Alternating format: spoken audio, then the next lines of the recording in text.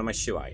உறவுகள் அனைவருக்கும் அன்பு வணக்கம். எல்லோரும் நலமாக இருக்க நினைக்கின்றேன். எல்லோரும் நலமாக இருக்க வேண்டும் என்று எல்லாம் வல்ல இறைவனை பிரார்த்தித்தவனாக வளமை போன்று ஒவ்வொரு குரலை காணொலி வடிவிலே பதிவிட்டு வருகின்றேன். அந்த வகையில் இன்று நாங்கள் காண்க இருக்கின்ற குரல் 1330 குரலிலே 396வது குரலாக அமையிருக்கின்றது. உண்மையிலே நல்லொரு குரலாகவும் நல்ல உரையாகவும் அமைய பெற்றிருக்கின்றது.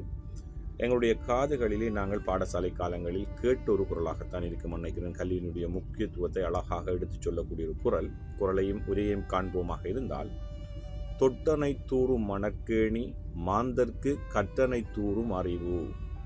தொட்டனை தூறும் மணற்கேணி மாந்தர்க்கு கற்றனை தூறும் அறிவு என்பதாக அமைந்திருக்கின்றது. இதற்கான அழகான 3 உரைகள் அமைய பெற்றிருக்கின்றதில் நாங்கள் முதலாவது உரையை நாங்கள் பார்ப்போமாக இருந்தால், மணலில் உள்ள கேணியில் தோண்டிய அளவிற்கு நீர் ஊறும், அதேபோல் மக்கள் கற்ற கல்வியின் அளவுக்கு அறிவு ஊறும் என்பதாக அமைந்திருக்கின்றது.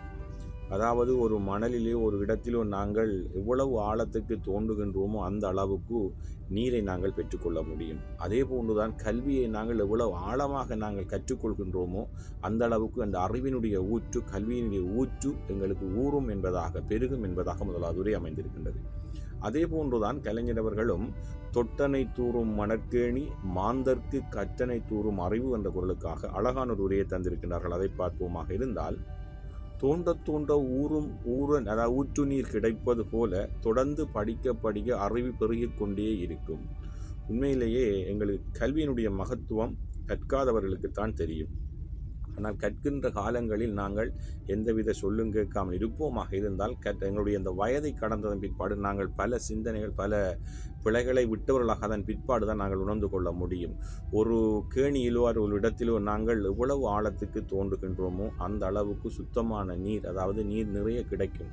அதே போன்றுதான் நாங்கள் தொடர்ந்து படிக்க எங்களுடைய அறிவு கண் திறந்து நாங்கள் கல்வியிலே சிறந்தவர்களாக எங்களுடைய அறிவு பெருகிக் கொண்டே போகும். அதைத்தான் கலைஞருடைய உரையும் அழகாக சொல்லியிருக்கிறது. தோண்ட ஊற்று நீர் கிடைப்பது போல தொடர்ந்து படிக்க அறிவு பெருகிக் கொண்டே இருக்கும் என்பதாக அவருடைய உரை அமைந்திருக்கின்றது.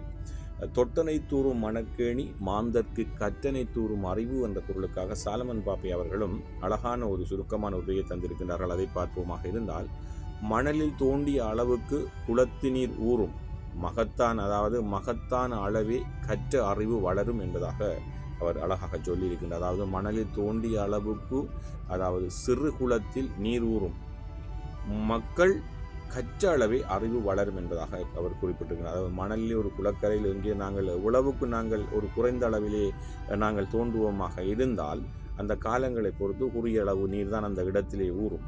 ஆனால் நாங்கள் எவ்வளவு ஆழமாக தோண்டுகின்றோமோ அங்கே அந்த நீர் ஊற்று எங்களுக்கு அதிகமாக கிடைக்கும். அதே போன்றுதான் கல்வியும்.